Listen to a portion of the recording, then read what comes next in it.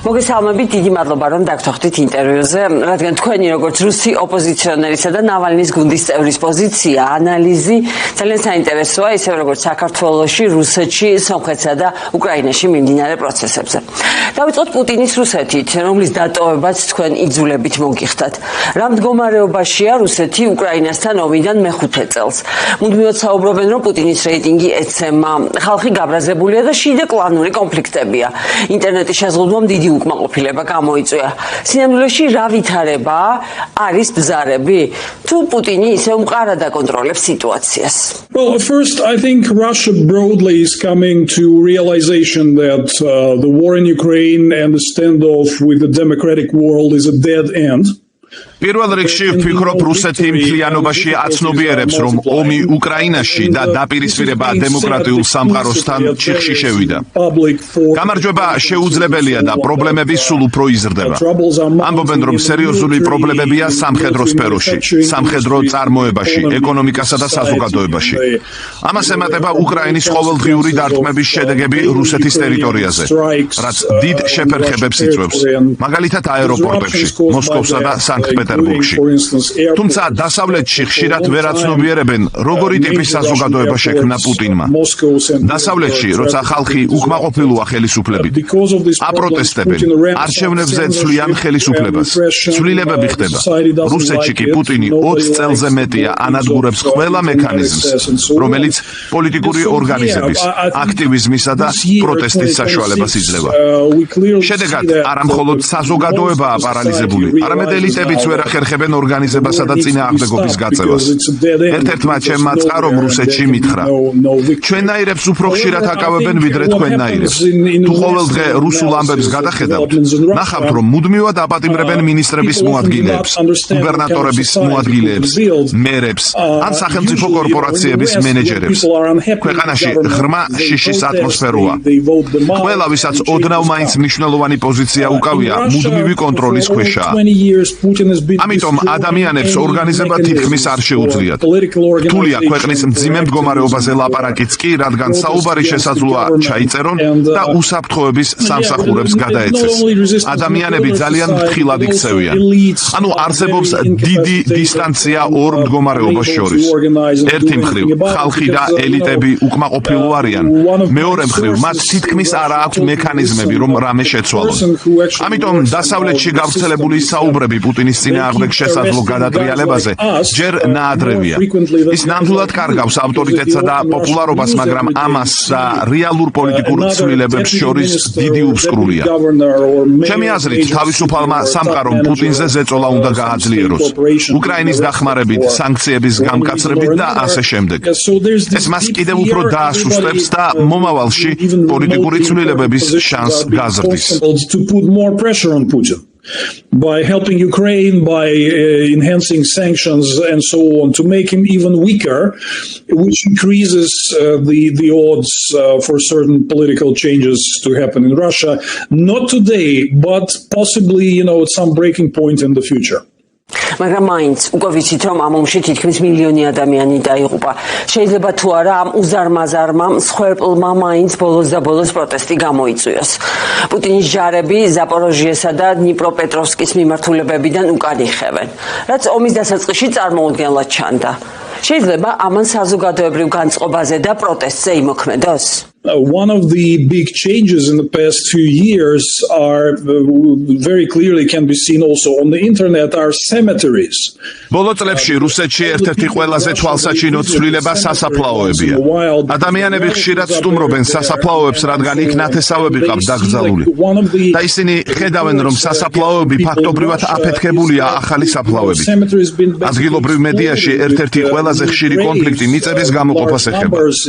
ხელისუფლებას სასაფლაოების გაფართოება სურს, რადგან უკვე ადგილი აღარ ყოფნის დასაკრძალად. მოსახლეობა ამას ეწინააღმდეგება, რადგან ამ მიწის სხვა მიზნებისთვის გამოყენება სურს. ასეთი კონფლიქტები კალინინგრადიდან ვლადივოსტოკამდე ჩანს. ამიტომ დიახ, მსხვერპლის რაოდენობა ნამდვილად ზრდის უკმაყოფილებას. თუმცა აშკარად ჩანს, რომ დიდი ქალაქების მოსახლეობა, სადაც პროტესტის ყველაზე მაღალი პოტენციალია, მასობრივად არ გაუწევიათ. პუტინი ძირითადად უფრო ღარიბ რეგიონებს, პროვინციულ ქალაქებსა და სოფლების მოსახლეობას გზავნის ომში. იქ პროტესტის კულტურა ბევრად სუსტია. ინტერნეტსა და ინფორმაციასთან ცდომაც ნაკლებია. თუ ასეთ ხალხს ეუბნებიან, რომ ნატო დაგვესხა თავს, ისინი უბრალოდ მობილიზდებიან და ომში მიდიან. ამიტომ მიუხედავად იმისა, რომ მსხვერპლი უზარმაზარია, მეორე მსოფლიო ომის შემდეგ ყველაზე დიდი. მისი არათანაბარი განაწილება ქვეყნის მასშტაბით პროტესტის მასშტაბს ამცირებს. ამიტომ ეს მაინც ერთ-ერთი მთავარი ფაქტორია, რომელიც პუტინის მიმართ უკმაყოფილებას ზრდის. This is one of the factors contributing to increasing discontent with Putin. გადავიდეთ საქართველოზე. რა კავშირია თქვენი აზრით ივანიშვილსა და პუტინს შორის? შეიძლება ითქვას, რომ ივანიშვილი რუსული პროექტია? Well, I used to work in the Russian government in the late 90s after the Russia's 98 default. მე 90-იანი წლების ბოლოს რუსეთის მთავრობაში მუშაობდი. 1998 წლის ფინანსური კრიზისის შემდეგ, როცა ბევრი დიდი ბანკი ჩამოიშალა. ძალიან კარგად მახსოვს, რომ ივანიშვილის ბანკს მაშინ ის უფრო ბორისი იყო ვიდრე ბიზინა. რუსეთის მთავრობა სერიოზულად დაეხმარა და გადაარჩინა. ეს ზუსტად ვიცი, რადგან ვნახე დოკუმენტები, რომელიც ამ ბანკისთვის სახელმწიფო დახმარებას ეხებოდა. ამიტომ აშკარაა, რომ იმ დროიდან გარკვეული კავშირი არსებობს და დარწმუნებული ვარ, ეს კავშირი არასოდეს გაწყვეტილა. ივანიშვილმა კარგად იცოდა, ვინ გადაარჩინა. ბევრი ბანკირი ყველაფერს დაკარგავდა. ზოგი გაღარიბდა, ზოგი ქვეყნიდან გააძევეს. მაგრამ ივანიშვილი როგორღაც გადარჩა და გაძლიერდა. ფიქრობ, ამაში რუსეთის ხელისუფლებამ მნიშვნელოვანი როლი ითამაშა. მინიმუმ შეიძლება ითქვას, რომ 1998 წლის კრიზისის შემდეგ მისი გადარჩენა მნიშვნელოვნად იყო დაკავშირებული რუსეთის მთავრობის დახმარებასთან. ამ დეტალებზე საჯაროდ ბევრი ინფორმაცია არ არსებობს, მაგრამ დასაწყისი სწორედ იქ იყო. ფაქტია, რომ ამ კრიზისის შემდეგ რუსეთის მთავრობამ რატომღაც მხარი დაუჭირა მას ძალიან მნიშვნელოვან მომენტში. მაგრამ ივანიშვილის შემთხვევაში ერთ-ერთი მთავარი საკითხია ის, რომ ივანიშვილს ფულის ყურია. ის ფულზეა დახარბებული. ეს ყველამ კარგად იცის და სამწუხაროდ საქართველო უკრაინაში სრულმასშტაბიანი შეჭრის შემდეგ სანქციებისგან თავის არიდების მიზნით რუსეთთან ვაჭრობის მთავარ ხაბად იქცა. Georgia, unfortunately, since the beginning of the full-scale invasion of Ukraine, became a major hub for trading with Russia and sanctions evasion. დიახ, სწორედ ამ თემაზე მინდოდა გადასვლა. ჩვენ ხშირად ვაშუქებთ საკითხს, იყენებს თუ არა რუსეთი საქართველოს სანქციების გვერდისავლისთვის. საინტერესოა თქვენი შეფასება, რა იკვეთება რეალურად? რა როლს თამაშობს ქართული ოცნება პუტინის ინტერესების გასატარებლად და ამდენ შეიძლება საქართველო ამ სისტემის ნაწილი იყოს? So clearly, Ivanishvili's regime is a beneficiary of a major increase of trade and evasion of sanctions. აშკარაა, რომ ივანიშვილის რეჟიმმა დიდი სარგებელი მიიღო ვაჭრობის ზრდისა და სანქციების გვერდის ავლისგან უკრაინაში სრულმასშტაბიანი შეჭრის შემდეგ. აშკარად ჩანს, რომ ბევრი ქართული მოთამაშე რუსეთთანაა დაკავშირებული და სანქციების გვერდის ავლის მნიშვნელოვანი ნაწილი სწორედ მათი გავლით ხდება. ამიტომ ვფიქრობ, თამამად შეიძლება ითქვას, რომ ივანიშვილის რეჟიმი ბოლო წლებში ფინანსურად მნიშვნელოვნად გაძლიერდა რუსეთთან ამ არალეგალური ვაჭრობისა და სანქციების გვერდის ავლის შედეგად. შესაბამისად, რეჟიმი უფრო მტრულადაც განეწყო ევროპის მიმართ, რადგან ევროპა აშკარად უკმაყოფილო იყო იმით, რომ საქართველო სანქციების გვერდის ავლის ხაბად გადაიქცა. ამიტომ სრულიად მოსალოდნელი იყო, რომ საქართველო რაღაც ეტაპზე მეორადი სანქციების სამიზნე გახდა. Because Europe was clearly unhappy with the fact that Georgia became the sanctions evasion hub. So clearly it was a no-brainer that it's going to be targeted with secondary sanctions at some point. ისინი ამას კატეგორიულად არ ყოფენ. Yeah, but you really have to turn to massive amount of publications by investigative journalists across Europe. მაგრამ საკმარისია ევროპელი საგამოძიებო ჟურნალისტების მრავალრიცხოვან გამოძიებებს გადავხედოთ, რომლებმაც ამ კავშირების დიდი ნაწილი გამოავლინეს. სტატისტიკაც თავისთავად მეტყველებს. საქართველოში უცებ არ გაჩენილა ევროპული საქონლის ისეთი დიდი ბაზარი, განსაკუთრებით რთული და მაღალტექნოლოგიური ინდუსტრიული მოწყობილობებისთვის. ასევე არ გაჩენილა საქართველოში ისეთი წარმოებები, რომლებსაც ამდენი ტექნოლოგია შეძლება. და ამავე დროს მოულოდნელად რუსეთისთვის განკუთვნილი უამრავი საქონელი საქართველოს გავლით ივაჭრება. მიუხედავად იმისა, რომ საქართველო შედარებით პატარა ბაზარია. ამიტომ აშკარაა, რომ საქართველო უბრალოდ რუსეთთან ფარული, საიდუმლო, საზღვარგარეთული ვაჭრობის გამტარ არხად გამოიყენება. ამის დასამტკიცებლად მხოლოდ სტატისტიკის ნახვაც საკმარისია. ამას საერთოდ არ სჭირდება გრძელი ან რთული ანალიზი. მათ შეუძლიათ რაც უნდათ ის უარყონ, მაგრამ რეალობა ძალიან ნათელია. ეს საკითხი მუდმივად განიხილება ევროკავშირის დონეზე სანქციების პაკეტებზე მსჯელობის დროს. დარწმუნებული ვარ, მომავალში უფრო მეტი ქართული კომპანია და ფიზიკური პირი მოხვდება მეორადი სანქციების სიაში.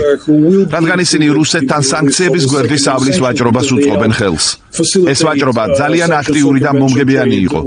ამიტომ მათ ამით დიდი ფული იშოვეს.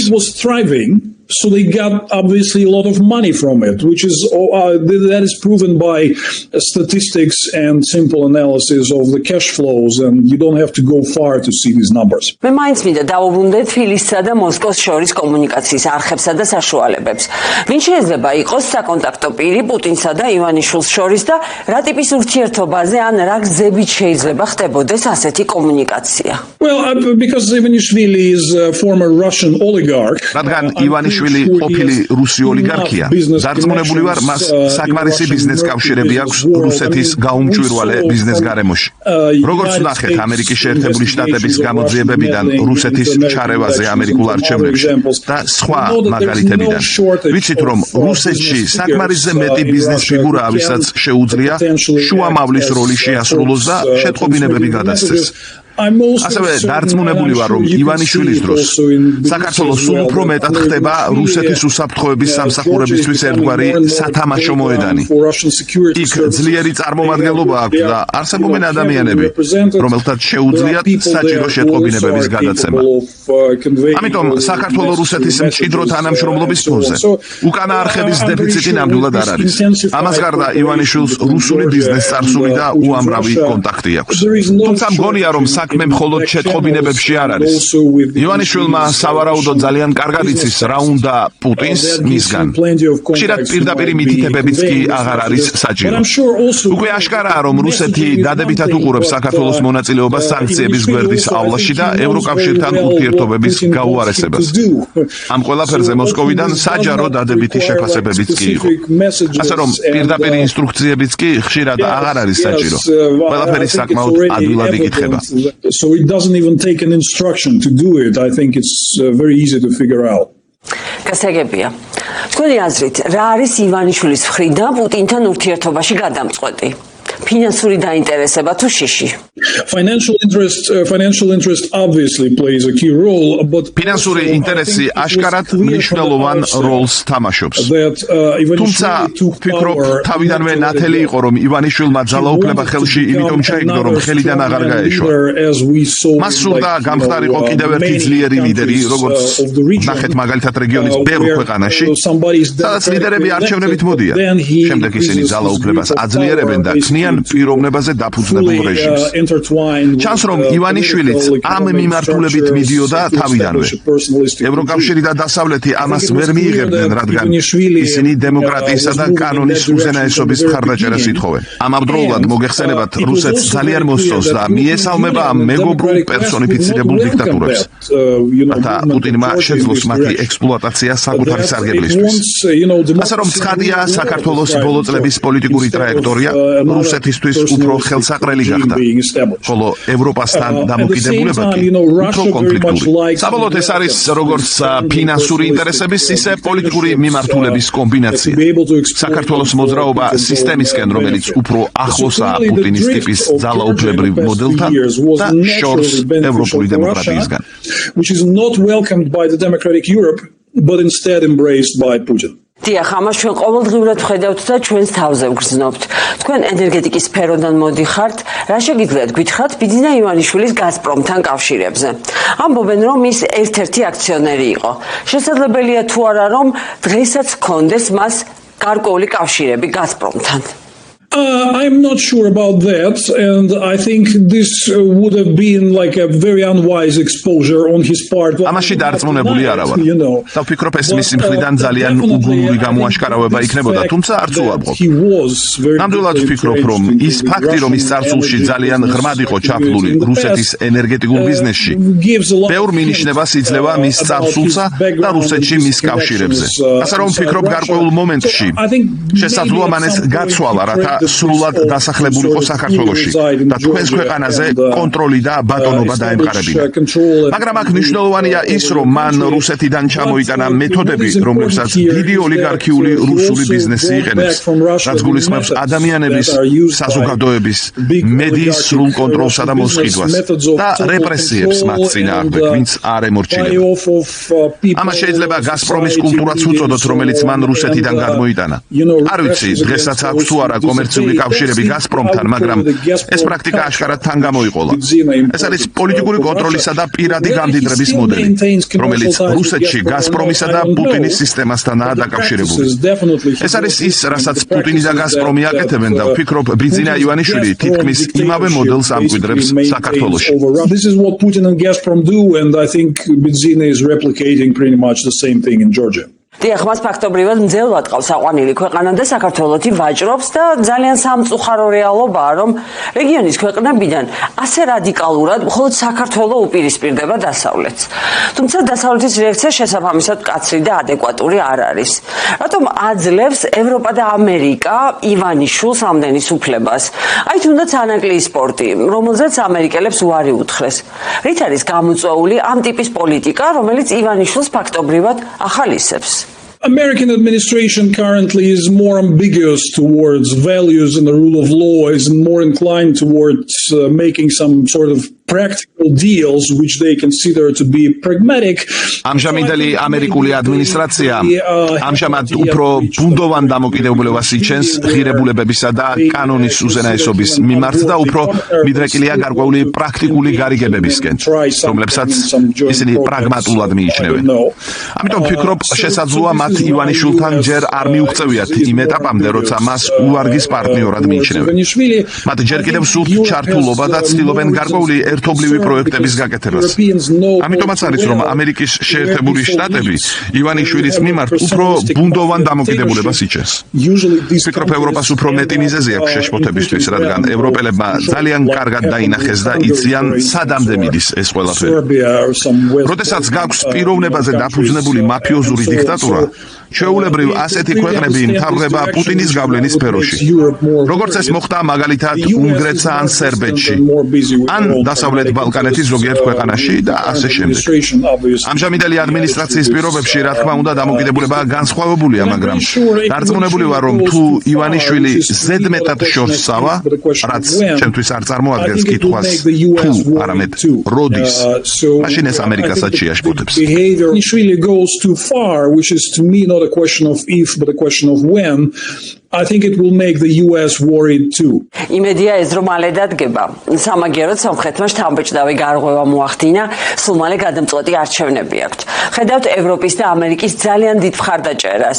JD Vance, მარკო რუბიო იმყოფებოდნენ ერევანში, პრეზიდენტმა ტრამპმაც დაწერა მის სოციალურ ქსელში, მაგრამ რუსეთიც იმუქრება. გამოუვა პუტინს სომხეთში ივანიშვილი 2? No, I think definitely not. I think Armenian population already figured out that you don't want to be trampled underfoot. არა, ნამდვილად არა. ვფიქრობ, სომხეთში მოსახლეობამ უკვე გააცნობიერა, რომ არ სურს ფეხქვეშ გათევლა, რომ პუტინის რეჟიმისა და ძალების წინაშე დანებებას არანაირი სარგებელი არ მოაქვს. მიუხედავად იმისა, რომ თქვენ იცით, ყარაბაღის ომისა და ტერიტორიების დაკარგვის შემდეგ, რაც აშკარად ბევრ სომეხს არ მოსწონს. ამის მიუხედავად, ხედავ ბევრ ადამიანს, რომელიც მზადაა მხარი დაუჭიროს ფაშინიანსა და მის მთავრობას, რადგან სომხებს ესმით და სრულად აცნობიერებენ, რომ არ სურთ პუტინის სათამაშო მოედანი გახდნენ. სწორედ ამიტომ ის მეთოდები, რომელსაც რუსეთი იყენებს, თავისთავად კონტრპროდუქტიულია. ისინი ემუქრებიან საკვებისა და საქონლის ემბარგოთი და ახორციელებენ სხვადასხვა სახის ზეწოლასა და მუხარას. დარწმუნებული ვარ, რომ სომხებს არ სურთ ასეთ პირობებში მოხვედრა. ამიტომ სომხეთის არჩევნების წინ ვფიქრობ, საზოგადოებაში ძალიან მკაფიო გაგებაა იმისა, თუ რა შეიძლება მოხდეს. თუ პროდასავლური, პროევროპული ძალები და ფაშინიანი არჩევნებში დამარცხდებიან, სომხეთს კარგი არაფერი ელოდება. ისინი ძალიან კარგად ხედავენ საქართველოს მაგალითს. ქვეყანა ნელ-ნელა ხდება პუტინის უკანა ეზო, რაც ხალხს არ მოსწონს და მხოლოდ მმართველ მაფიას ამდიდრებს. Becoming Putin's backyards, which doesn't make people happy and only enriches the ruling mafia. I'm sure Armenians don't want that and that Putin's pressure will be rejected. Let's hope for it and fingers crossed. მაგრამ პუტინი არ ჩერდება და სომხეთს ტრადიციული ინსტრუმენტებით, ენერგორესურსებით ემუქრება. თუ გავითვალისწინებთ იმას, რომ სომხეთის გაზის დაახლოებით 85% რუსეთიდან მოდის, რამდენად გაუძლებს ამ ზეწოლას სომხეთი? მეორე მხარეს არის აზერბაიჯანი, მასზე დამოუკიდებულებაც. რა არჩევანი რჩება სომხეთს? It's a tough spot. ეს რთული და გამომწვევი იქნება, რადგან დიახ, სომხეთი ძალიან არის დამოკიდებული რუსულ ენერგიაზე, რუსულ გაზზე. ზამთარი მალე დადგება და ჩვენ ვიცით, რომ რუსეთი განსაკუთრებით იყენებს ამ ენერგომომარაგების ბერკეტს იმ ქვეყნებში მცხოვრები ადამიანების გასაყინად. ასე რომ ეს შეიძლება გამოწვევა იყოს, მაგრამ ისევ და ისევ. კითხვა ასეთია, მზად იქნებით? სომხეთმა 90-იან წლებში უკვე განიცადა ძალიან მძიმე ენერგეტიკული კრიზისი. ასე რომ დარწმუნებული ვარ, რომ ამ ყველაფრის შემდეგ ხალხმა იცის, რას ნიშნავს პუტინზე დამოკიდებულება და როგორ ძარცვავენ პუტინის მეგობრები მეზობელ ქვეყნებს, იმისთვის რომ პუტინს ასიამოვნონ. დარწმუნებული ვარ, სომხებს ეს არ სურთ და მზად იქნებიან გარკვეული სირთულეების გადასატანად, რათა შეინარჩუნონ თავიანთი სუვერენიტეტი და დამოუკიდებლობა რუსეთის გავლენისგან. I'm sure Armenians would not want that and would even be ready to withstand certain hardships to maintain their sovereignty and independence from Russian influence. და ბოლოს, როგორც ჩანს საქართველოს შორიდან, რა განსხვავება და მსგავსებაა პუტინის რუსეთსა და ივანიშვილის საქართველოს შორის და თქვენ როგორც რუსი ოპოზიციონერი, რა სიტყვით, რა უნდა გაითვალისწინოს საქართველოს თქვენი გამოცდილებიდან დიქტატურასთან უთანასწორო ბრძოლაში? Important lesson from Russian experience is not to give up and not to try to adapt to new authoritarian reality. რუსული გამოცდილებიდან მნიშვნელოვანი გაკვეთილია არ დანებდეთ და არ წადოთ ახალ ავტორიტარულ რეალობასთან ადაპტაცია, რადგან ბევრ ადამიანს აქვს ეს ცდუნება. ისინი ამბობენ, რომ ეს არის თამაშის ახალი წესები და ვინა ვართ ჩვენ, რიგითი მოქალაქეები, რომ ამ დიდ სამთავრობო მანქანას დავუპირისპირდეთ. მაგრამ ამის მიუხედავად ძალიან ღირებულია წინააღმდეგობის გაწევა. რუსული გამოცდილებიდან გაკვეთილი ის არის, რომ რუსებმა დიდი ზარალი მიიღეს, იმიტომ რომ წინააღმდეგობა ადრეულ ეტაპზე არ გაუწიეს რეჟიმს. გარწმუნებთ, ბევრი რუსი ოპოზიციონერი ძალიან შთაგონებულია ქართველების ბრძოლითა და ერთგულებით. ასობით დღის განმავლობაში მიმდინარე პროტესტი, რომელიც იმართება ივანიშვილის ქმედების წინააღმდეგ. ეს პროტესტი გრძელდება და ძალიან შთამბეჭდავია. შეიძლება შედეგი დაუყოვნებლივ არ მოიტანოს, მაგრამ მნიშვნელოვანია გაგრძელება და არ დანებება. რადგან გარკვეულ ეტაპზე დიქტატურები შეიძლება დროებით ძლიერი ჩანდნენ, მაგრამ დროთა განმავლობაში ისინი მაინც იწყებენ საკუთარ თავთან კითხვების დასმას.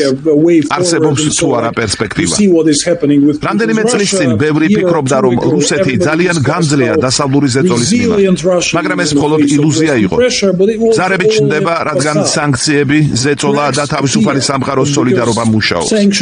ამიტომ მნიშვნელოვანია არ დანებება და შეუგუებლობა ახალ ავტორიტარულ რეალობასთან. მაგალითად, უნგრეთში ვიქტორ ორბანის 16 წლიანი მმართველობის შემდეგ ხალხმა საბოლოოდ სადა ქვეყნის დაბრუნება და წარმატებასაც მიაღწია. მნიშვნელობა არ აქვს, რამდენი დრო დასჭირდება. არ უნდა დანებდე. ბრძოლა უნდა გაგრძელდეს და საბოლოოდ შედეგი აუცილებლად იქნება. No matter how long it takes, don't give up, continue the fight and ultimately it will bring results. დიდი მადლობა ასეთი მხარდაჭერისთვის, საინტერესო ანალიზისთვის. Thank you. ძალიან სასიამოვნო იყო თქვენთან საუბარი. კარგად ბრძანდებოდეთ, დიდი მადლობა კიდევ ერთხელ.